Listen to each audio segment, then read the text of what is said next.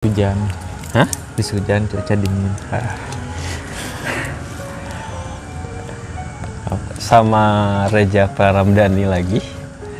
Cuaca habis hujan dan kita ketemu lagi.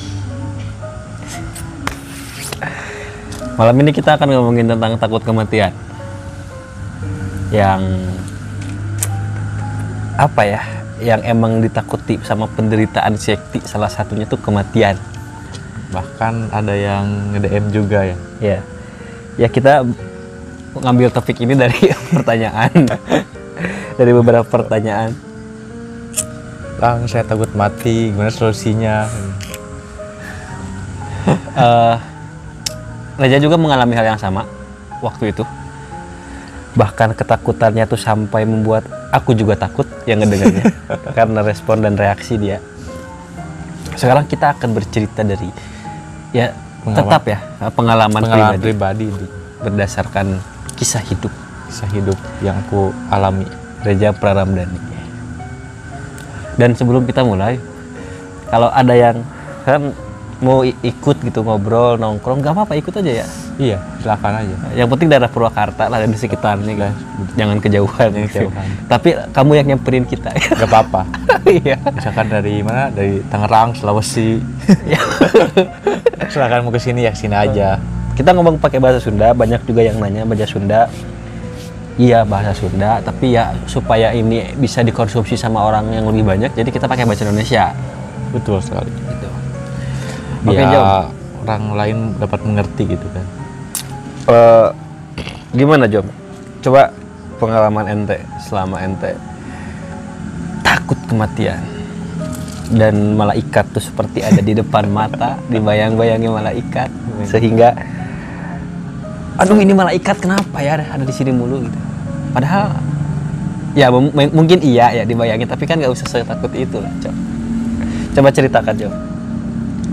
Jadi gini ya, dulu pas awal saya terkena anxiety, saya tuh mengalami yang namanya takut kematian.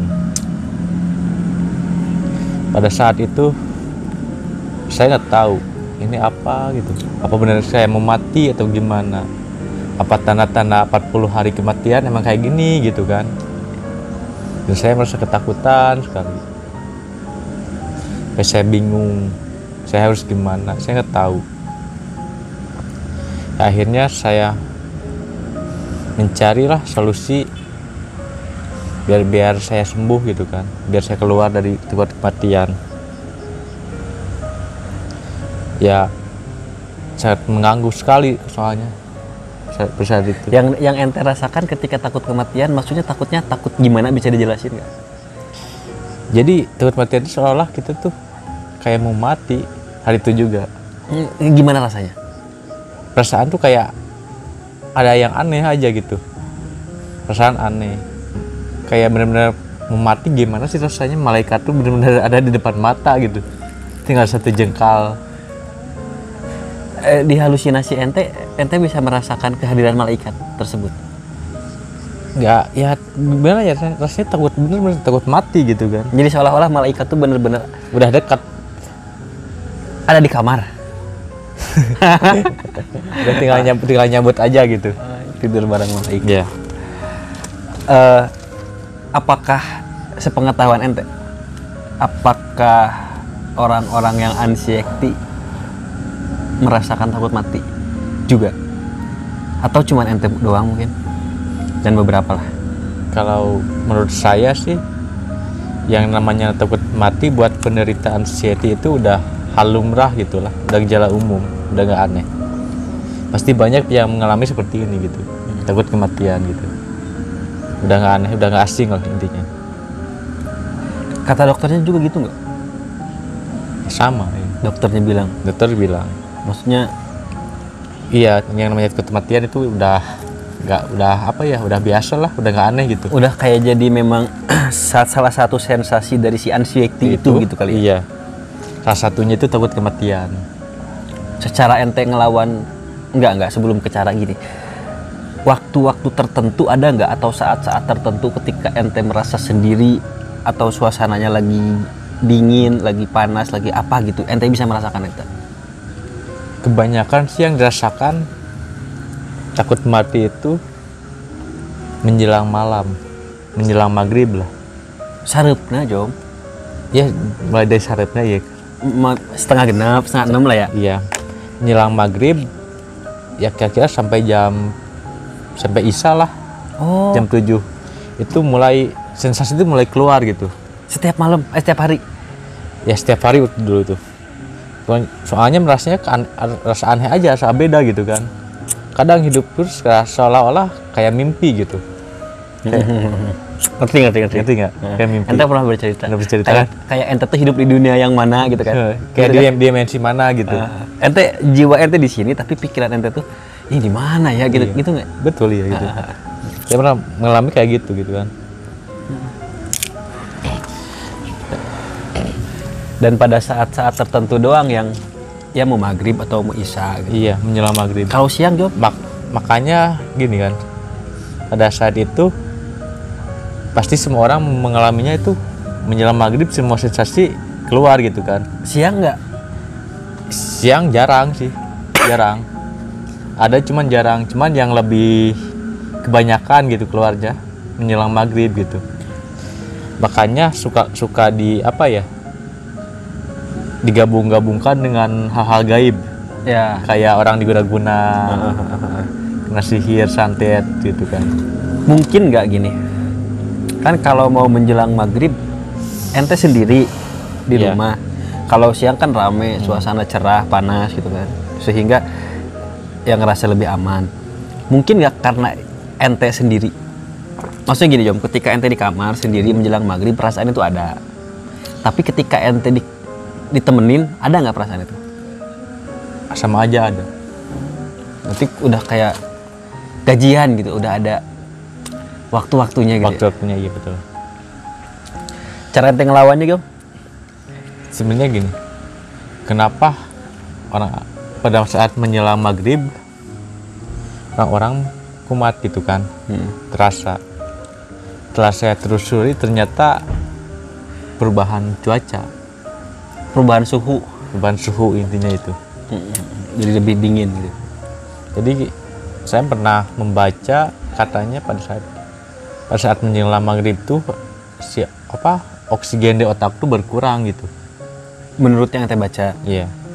Makanya terjadilah Mandi ngaruh gak ke mandi? mandi. Ya, bahkan kalau mandi lebih dingin tuh badannya kan. Kalau sore-sore mandi gitu, lebih dingin. Apa menyiasatinya dengan air panas mungkin gitu? Biasanya sih saya kalau mandi ya mandi aja, nggak apa-apa sih. Gak ada perubahan. Nggak ada Ente mandi perubahan. pakai air apa waktu itu? Panas dingin? Sore-sore. Kadang nggak mandi. Tapi kadang mandi air dingin, air panas, kadang nggak mandi. Ya tergantung lah pengennya gimana gitu kan. Job, cara ente misal gini nih. Aduh lagi takut banget takut kematian banget lah ya. Cara ente keluar dari rasa takut itu pada saat itu, pada malam itu gimana? Mungkin masih ingat dan mungkin menjadi sebuah kayak ilmu ente, jurus ente gitu untuk melawan itu. Pada saat itu saya sering intinya berdoa aja pada Tuhan gitu kan. Saya baca apa yang saya bisa gitu kan. Kalau di Islam tuh misalkan baca salawat, istighfar, Iya. ya mendekatkan dirilah kepada Allah gitu kan. Karena emang ngerasa lagi dideketin gitu. Iya. Ya kalau ketika kita sedang baca misalkan syahadat, kita mati ya kita khusus khotimah kan matinya. Betul nggak? Cuan lah. betul. Daripada Iya. Bengong gitu kan. Nah yang kedua, saya selalu mendengarkan afirmasi positif gitu kan, relaksasi. musik gitu kan. Iya, audio relaksasi. Banyak sih di YouTube juga yang kayak gitu. Jadi saya itu lebih tenang, lebih damai gitu kan. Iya. Ya saya perlahan rasa takut mati itu hilang. Iya. Dan sebagai informasi, Reja ini selalu menggunakan headset karena dia butuh suara mungkin. Butuh suara. Jadi intinya gini, buat mengalihkan pikiran gitu kan. Ya, gimana caranya kita harus berpikir positif gitu kan. Iya. Makanya kemana-mana ente kadang bawa headset waktu itu. Itu kan pakai headset sendiri di rumah biar kan ente ngerasa sepi mungkin. Nah biar ada yang ditemenin aja dan tapi ngedengerinnya jangan yang aneh-aneh juga Jo. Ya iya, ini yang positif aja kayak yang santai-santai. yang santai. Kadang bisa dialihkan dengan musik kesukaan lah misalkan gitu kan. Tiap orang pasti punya selera masing-masing. Aku juga sering ngirim-ngirim kayak nada-nada atau kata-kata apalah gitu ya. Iya. Tapi yang paling menurutku kalau kita lagi ngerasa takut, lagi ngerasa ragu, ada satu lagu yang harus didengerin pakai headset. Lagu apa? Coldplay. Coldplay, penyemangat ya. Yang dia tuh lagi konser di Brazil, Pipa La Pade. Pipa La Pade. Nah, tapi jangan yang versi aslinya jangan. Yang dia lagi konser di Sao Paulo, Brazil. Iya. Yang dum pakai headset. Dia lagu penyemangat itu. Iya, nah. Pokoknya itu tuh kayak semacam ritual aku juga untuk kalau ada sesuatu, kalau butuh. Jadi buat membangkitkan diri lah intinya. Betul. Itu tuh berpengaruh sekali. Ente suka dengarkan lagu radio? Ya lagunya biasanya lagu BCL. Saya lebih ke Noah sih. Yang mana? Hah? Yang mana? Ya banyak. Satu album saya setel. Udah puter. Menemani ente. Menemani. Tapi berarti lagu ini bukan patokan untuk menenangkan, nggak cuma karena emang kita suka aja gitu. Kita suka, seolah kita kealihkan gitu. Iya. Ada nggak satu film atau apa gitu yang ente sampai kapan sih merasa takut mati? Ya. Berapa lama ya? Keberapa lama ya lumayan lama setahun? Sih. Ya setahun ada. Cuman kesini udah biasa, jadi udah nggak aneh gitu kan. Beda waktu pertama saya ngerasain gitu. Aku ini belum ada solusi Jo. Gimana cara ngelawan takut mati itu gimana? Ya kita harus intinya gini. Cara ente keluar dari takut mati. Gitu gua sih gitu Jo. Iya, yang pertama gitu kan. Pertama kayak mendekatkan diri berdoa. Mendekatkan diri kepada Tuhan. Yang kedua, saya selalu mendengarkan audio relaksasi. Yang ketiganya, ya alihkan pikiran kita. Jadi intinya gini. Ini hanya sensasi aja. Betul. Tidak mematikan. Betul. Saya sadar gitu kan. Yob, soalnya gini kan. Gimana? Yang namanya kematian, semua orang pasti mati. Betul. Jodoh, pati, bagja, celaka. Tuhan yang udah ngatur. Sudah ditulis. Iya. Itu udah urusan Tuhan. Betul. Kita jangan jangan mengurus apa yang udah Tuhan urus gitu kan. Jangan mengurusi pemendaharaan yang bukan seharusnya kita lah ya. Intinya gitu kan. Ya hidup mah hidup aja lah. Hidup aja, hidup. Betul. Mati itu adalah sebuah ketentuan. Setiap yang bernyawa pasti akan berpulang. Dan menurut yang aku dengar juga, bagus takut kematian tuh. Karena artinya kita yang nggak akan hidup terus dan kita ingat Tuhan, Allah mungkin ya. Sebenarnya gini, yang namanya takut mati buat penderita anxiety itu sebenarnya bagus. Itu alarm buat kita sadar gitu kan. Betul nggak? Banyak orang-orang yang di sana nggak sadar dengan kematian gitu kan. Betul. Karena ente juga menjadi lebih religius. Betul gitu. Yang intinya sholat, bolong-bolong jadi sholat jadi rajin. Karena ente takut mati. Takut mati. Jadi seolah kita mempersiapkan. Ibadah juga ya dia akan dulu. Tapi sekarang ya bagus lah gitu. Karena takut mati. Ya kalaupun mati dalam keadaan lagi baik-baik aja lah, lagi sholat, lagi ngapain gitu. Iya. Sekarang setelah bisa melewati itu, ada perasaan takut mati nggak? Lagi nggak? Kalaupun harus mati gitu Jo misalnya, ambil pahit, kalaupun harus mati gitu, gimana? Ya kalau mati ya udah aja saya pasrah. Mati aja lah gitu. Iya. Yang penting mati dalam keadaan baik-baik aja gitu. Betul kan? Ya. Terakhir, Job. Apa? Terakhir. Kira inget ngomong naon ya poho deui tadi teh. Kira ngomong naon sih aingnya? Gini aja lah. saya ada sedikit apa ya solusi dari psikolog. Nah. Kebetulan saudara saya. Saya pernah chatting gini. Tolong dong bantu saya. Kenapa? Saya takut mati. Intinya gini. Dalam chatannya tuh. Kamu takut kematian, iya. Intinya kamu harus menerima. Dalam artian gini. Dalam hati menerima, iya. Saya manusia yang mempunyai yang bernyawa. Ya. Semua orang pasti mati. Dan kita harus mempersiapkannya. Ya, intinya kita mempersiapkan dengan apa? Dengan melakukan hal yang baik. Betul. Banyak juga yang mengeluh, nanya, dan gimana caranya ke psikolog, mahal atau enggak? Apa tuh psikiater? Aku takut disangka gila, takut bla bla bla bla. Jom, coba jawab, Jom. Gini, jelaskan bahwa psikiater atau ya psikiater lah ya, Psikiater. tidak semenyeramkan itu dan tidak mahal juga gitu loh. Bahkan bisa pakai BPJS loh. Jadi gini, buat yang mau ke psikiater ya berangkat aja ke sana gitu kan. Pakai BPJS juga bisa gitu kan. asal ada rujukan. Tapi sebelumnya harus punya rujukan dulu dari dokter umum. Betul kan? Terus setelah dikasih rujukan dari dokter umum, lo berangkatlah ke sana. Bisa pakai BPJS. Bisa. Gratis berarti artinya. Gratis. Dibayar sama negara. Jangan takut ketergantungan obat gitu kan. Karena obat itu kebutuhan sebenarnya. Betul, kebutuhan kita juga. Iya. Daripada gini kan, ada yang DM saya udah 5 tahun. Saya gini. Saya mau ke psikiater takut ketergantungan obat. Daripada sekarang menyiksa diri udah 5 tahun, ini psikiater. Betul. Betul nggak? Karena soalnya kan di sana juga ntar dokter diatur dosisnya gitu kan. Ada yang namanya tapering off. Intinya gini. Misalkan saya dikasih dosis 1 mili 1 hari. Nanti setelah beberapa bulan dokter akan menurunkan ya dikit-dikit dosisnya. Dikit-dikit iya. Sampai ntar lepas. Tapi ingat harus sesuai anjuran dokter gitu kan. Jangan sembarangan lepas intinya. Karena sangat berbahaya sekali sih. Iya. Harus mengikuti aturan-aturannya lah ya.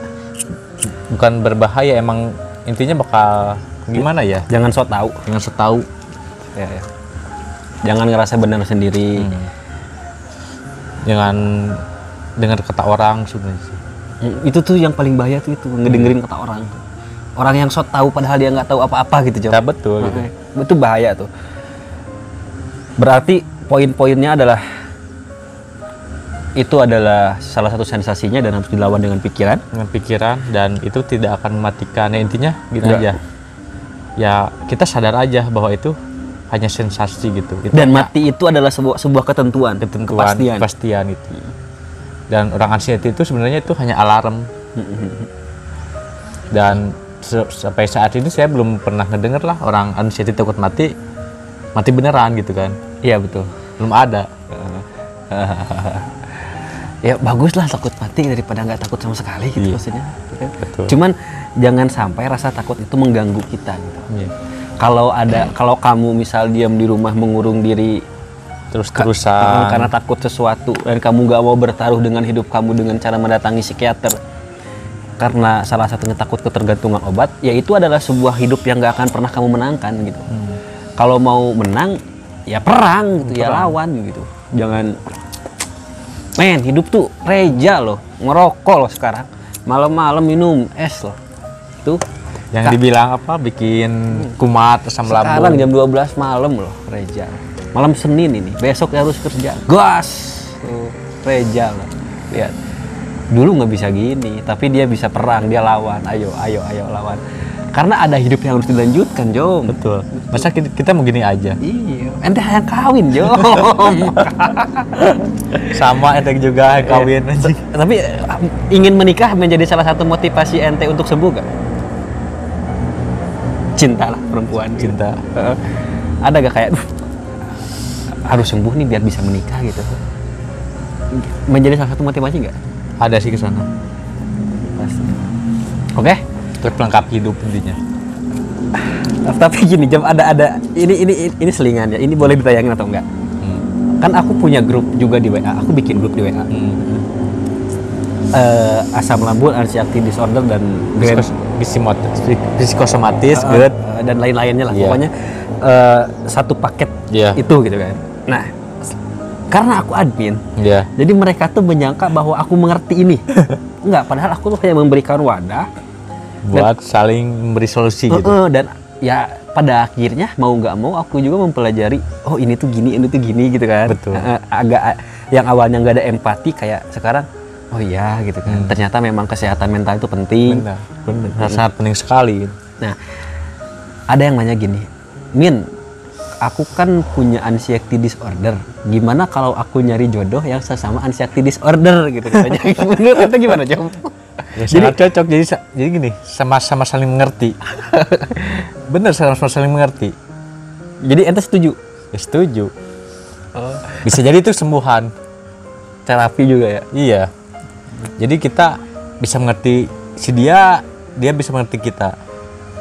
Ngerti nggak maksudnya? Iya, ya ngerti sih nanti. Tapi yang aku pikirin, Jom, kayak kalau yang satu takut mati, yang ini juga takut mati, siapa yang masak gitu loh, Jom, ngerti gak sih? Jadi malah jadi ya udahlah gitu. Ya sembuh aja dulu. Kalau udah sembuh kita nanti diurusin hal-hal yang lainnya. Yang penting sehat aja dulu. Karena kalau udah sehat kamu bisa melakukan apapun. Kuncinya adalah sehat. Sehat, betul. Oke, thank you, Jom.